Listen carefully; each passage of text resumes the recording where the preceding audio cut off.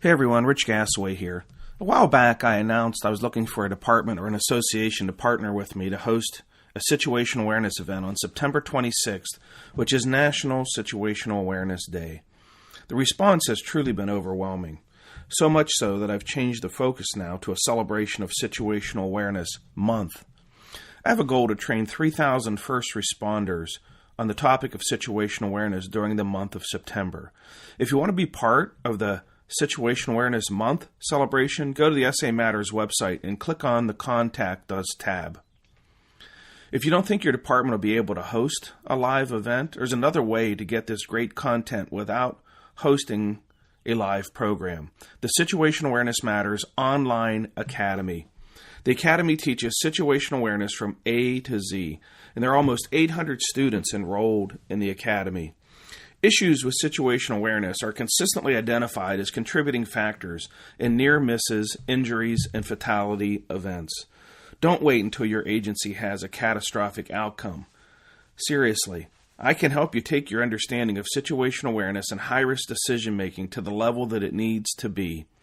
Visit samatters.com, click on the green button on the right side of the homepage labeled Online Academy.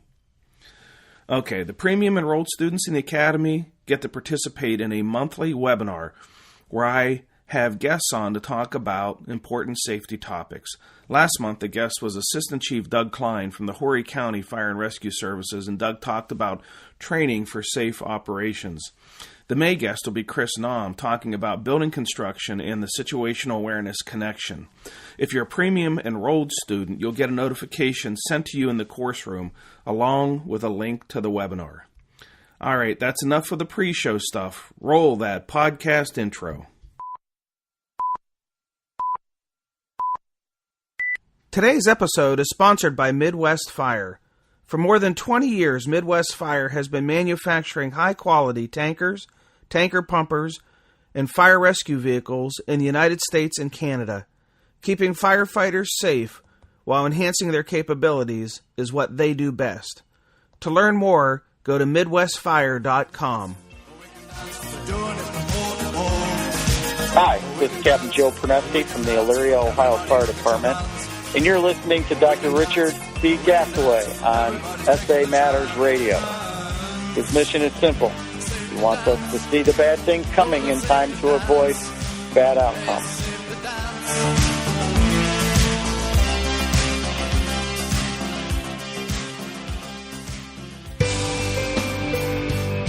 Hello, and welcome to episode 159 of the Situational Awareness Matters radio show. I'm your host, Rich Gasaway. The purpose of this show is to improve situational awareness and decision-making for individuals and teams who work in high-risk, high-consequence environments. The SA Matters mission is simple: to help you see the bad things coming and time to avoid bad outcomes. Did you know this podcast has been downloaded over 210,000 times? That makes this, the SA Matters radio show, the single longest consecutive running first responder focused podcast show on the internet. Who knew when we launched this that it was going to turn into this? I surely didn't. But I'm glad it did. And I'm really glad you're along for the ride. In case you missed episode 156, that was our 3-year anniversary episode. And I highlighted some of our most popular near-miss interviews. If you don't know me well, you may not know that I have been sharing the message of situational awareness and high-risk decision-making in live programs in classrooms for 12 years now. I'm here for the long run, and for so long as I'm able, I will continue to share this message, a message of hope, a message of inspiration, and a message of encouragement for all first responders who want to make sure they're able to develop and maintain strong situational awareness and make quality, high-risk decisions. I'm dedicated to helping improve your safety and your survival, and helping you to accomplish the most important goal of all: go home to the ones who love you. And speaking of sharing the message, I'm coming to you today from Toronto, Ontario, where I'm in town to deliver the keynote address for the Ontario Association of Fire Chiefs Conference, followed by a full-day training session for the Ontario Fire Training Officers Association Conference. Thank you to the organizers of both of these conferences for the opportunity to share this important message with your members. One of the questions I get asked a lot by readers and listeners are, when are you coming to my area? Or I want to attend a program. Or where are you going to be next? Great questions. The answers are really easy to find out. There's a link to the upcoming events right on the homepage of the SA Matters website. Just click the blue box on the right side of the homepage labeled Upcoming Events Schedule.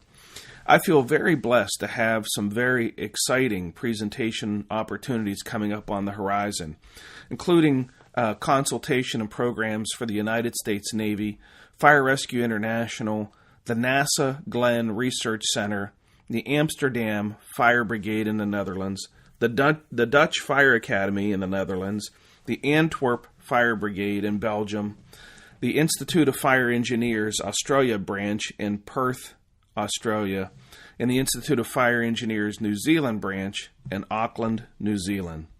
If you're interested in hosting a Situational Awareness Matters tour stop in 2017 or 2018, for your program or your association or your region or your state or your company, yes, our trainers do programs for private industry too. Just contact me through the samatters.com Contact Us tab, and we'll get something set up for you. It's not a hard process, I promise you. In today's feature segment, we're once again discussing dangerous mindsets. Over the past several months, we've covered 8 of these mindsets, and today we're looking at the Synergist. To recap the 9 dangerous mindsets we've covered so far in this series, in Part 1 we discussed the starter, in Part 2 we discussed the subordinate, in Part 3 we discussed the specialist, in Part 4 we discussed the superior, in Part 5 we discussed the stubborn, in Part 6 we discussed the silent, in Part 7 we discussed the superhero. Last week we discussed the slacker. And to wrap up the series, today we discuss the Synergist. Let's jump right into the feature segment on the dangerous mindset of the Synergist. But stick around. When this feature segment's done, I'll tell you where you can attend an upcoming Situational Awareness Matters tour stop event. Who knows? Maybe I'll be right in your backyard, right in your county, or somewhere in your region. And we'll get a chance to connect up. I'd really enjoy that. The Synergist. The person who seeks others who are like-minded and tends to side with their compatriots' point of view regardless of the presence of mounting evidence that refutes the position of the like-minded individual. This can impact situational awareness because the Synergist may be so hell-bent on agreeing with other like-minded individuals that he or she overlooks important clues and cues that indicate something may be going wrong. Let's explore this phenomena. Synergy. 2 or more things working together to achieve a result that is independently unattainable. In the world of situational awareness, this may manifest itself as 2 individuals who both have flawed situational awareness, yet neither knows it, and they agree on what is happening. Or it could be that one first responder has flawed situational awareness, and it is combined with the accurate situational awareness of another responder, resulting in an overall diluted awareness of what is really happening. Groupthink. Groupthink is a psychological phenomena where a group of individuals are so focused on the important task of reaching agreement or so concerned about avoiding conflict or confrontation that they agree simply for the sake of agreement. A responder arrives on the scene and makes an assessment that is not consistent with the next arriving responder. The second, in an effort to reach agreement quickly or to avoid conflict, simply takes the position of the first arriving responder and adopts it to be his or her own. This can be a very dangerous mindset because the second responder may very well see critical things that can impact scene safety, but avoid speaking up because appearing agreeable or avoiding conflict is more important to them. This phenomena was in part blamed for the Space Shuttle Challenger disaster that occurred on August 19, 2005. If interested, I will put a link in the show notes to the Presidential Commission report on the Space Shuttle Challenger accident. In a nutshell, there was so much pressure put on the launch team that the engineers who knew the O-rings were not rated for a cold weather launch did not speak up. And the shuttle launched, and the rings failed, and history was made. Afterwards, the engineers admitted their awareness of the concern, but noted they felt pressured to support the launch, to reach agreement, and to avoid conflict. A mind is a terrible thing to waste. There are some people who will avoid conflict at all cost. They are either afraid of the dialogue that will come from the conflict, afraid of getting into trouble for speaking up, or they have such a strong desire to get along that speaking up is not an option. They may be very smart, yet they don't speak up. This person may or may not, after the fact, give an indication that they knew that things were going to go bad. Sometimes a person can be so strong-minded that their opinions influence others around them in damaging ways. They may or may not realize they have this effect on others. Those impacted by this person may think it's less confrontational to avoid disagreement, or they may also be concerned if the strong-minded person has formal authority over them that speaking up may result in a consequence. Regardless of the cause, they choose synergy or harmony over speaking up. Association bias. Like-minded people can also suffer from an association bias. This bias occurs when two or more people who associate with each other and like their mutual opinions find themselves feeling that their decisions are more correct because there is an agreement between them about the decision. Apply this bias to situational awareness, and a group who thinks they have a common shared situational awareness may assume it to be correct, even though it is flawed. This can be very hard to detect because everyone may be in agreement on what the situation is, when, in fact, some may have agreed only for the sake of being agreeable. Birds of a feather.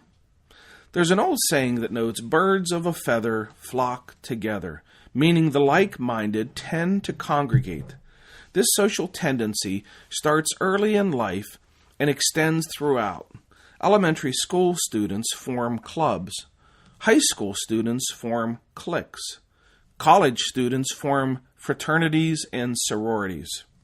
Adults form organizations. And senior citizens form clubs. Again, so life cycles. Thus, it should be no surprise that within emergency services organizations, the like-minded and others similar to them congregate both on and off the job. Where relationships are built, trust follows.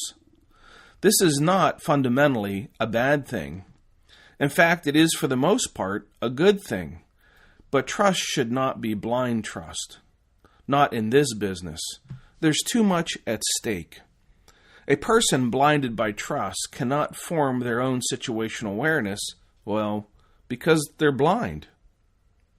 For the Synergist, I recommend the approach that Ronald Reagan stated in his dealings with the Soviet Union. Trust, but verify.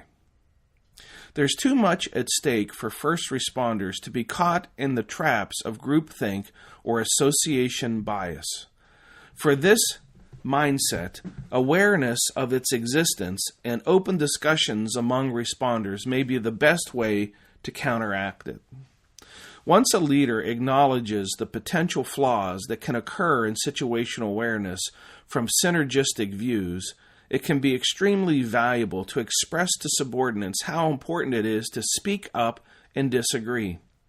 Agreement can help an organization accomplish great things and build momentum, but blind agreement can cause all the proverbial lemmings to follow the lead lemming off the cliff. Some leaders measure their status in the organization by how often and how many people agree with their leadership decisions. Other leaders can become very defensive when anyone disagrees with them, leading the synergistic to follow the blind out of fear. It does not take much imagination to see how an emergency scene can deteriorate into a catastrophe quickly, when everyone is agreeing for the sake of agreeing or out of fear.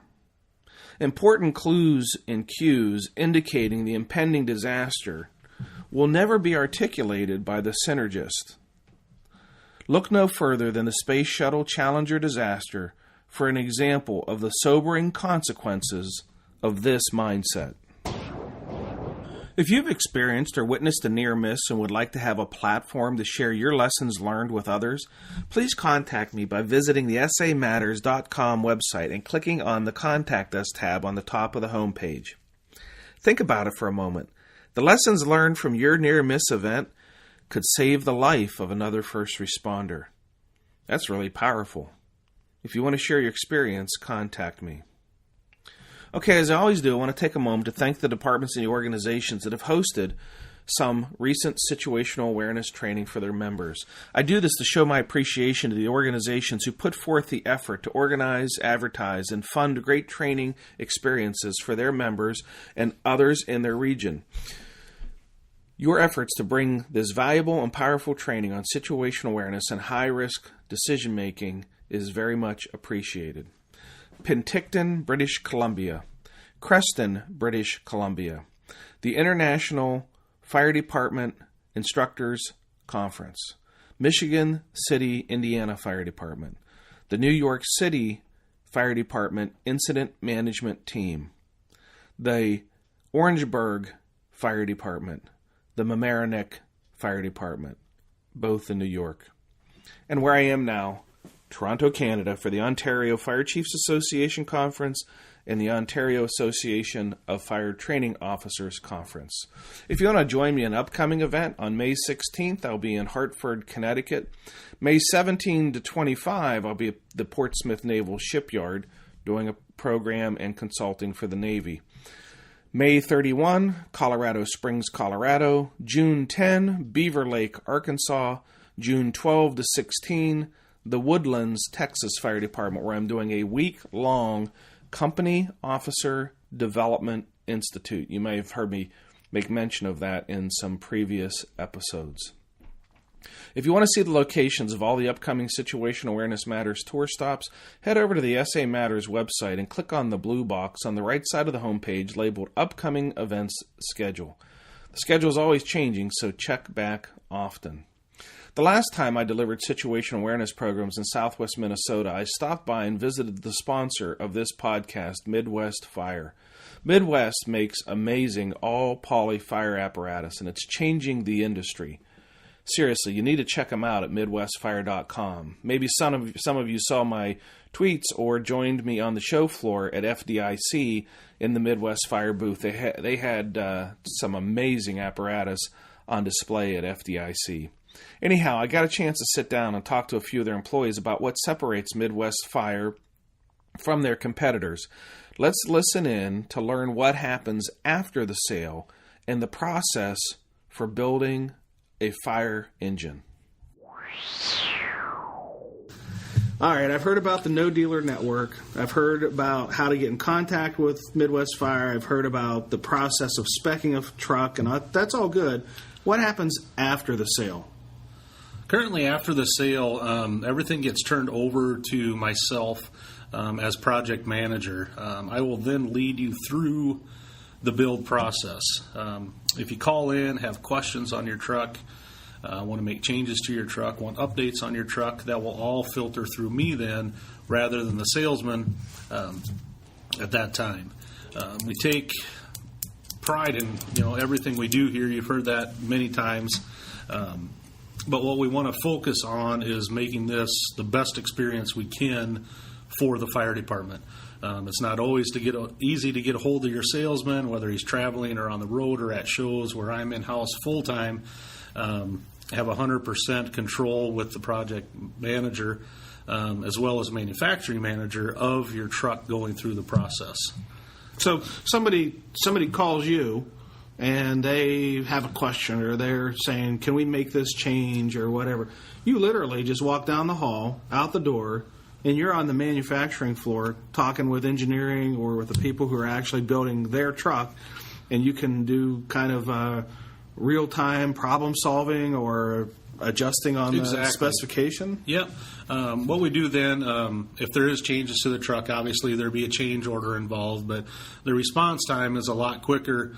Most of the departments we work with have a meeting once a month, the volunteer fire departments. So if they call in, have a meeting the next night, we're able to get an answer to them, a response to them right away, so we're not holding up the project while it's in production. Super. Well, there you have it, folks. That's what differentiates Midwest Fire from their competitors. So check them out at MidwestFire.com. Thank you, Midwest Fire President Sarah Atchison and all your staff for your awesome commitment to improving first responder safety. I sincerely appreciate your support of my mission. If you're not a member of the SA Matters community of learners yet, consider joining. There are over 5,000 members connected here on SA Matters, sharing ideas about how to improve situational awareness, how to make better decisions under stress, and how to train members on how to be critical thinkers and resilient problem solvers. The membership's free, and when you sign up, I'll send you a special report that I've created for the new members called 25 Best Practices for Improving First Responder Safety. Joining also gets you my monthly email newsletter that contains feature content from the blogs and the podcast. It really is the best way for us to stay in touch with each other. If you're not a member yet, head over to the SA Matters website, click on the red box on the right side of the homepage that says Free Membership. If you want to get connected with me on Twitter, you can follow at Rich Gasaway on Twitter. On LinkedIn, you can search for Rich Gasaway. On YouTube, you can watch my videos on the SA Matters TV channel. And on Facebook, you can like the SA Matters page. Well, that's it. Episode 159 is complete. Thank you to our awesome podcast sponsor, Midwest Fire. Thank you to all of our live event hosts. Thank you to all of our 800-plus online academy students. And thank you, our listeners, for sharing some of your valuable time with me today. I really appreciate your support of the SA Matters mission. Be safe out there. May the peace of the Lord and strong situational awareness be with you always. You've been listening to the Situational Awareness Matters radio show with Dr. Richard B. Gasaway. If you are interested in learning more about situational awareness, human factors, and decision-making under stress, visit samatters.com. If you are interested in booking Dr. Gasaway for an upcoming event, visit his personal website at richgasaway.com.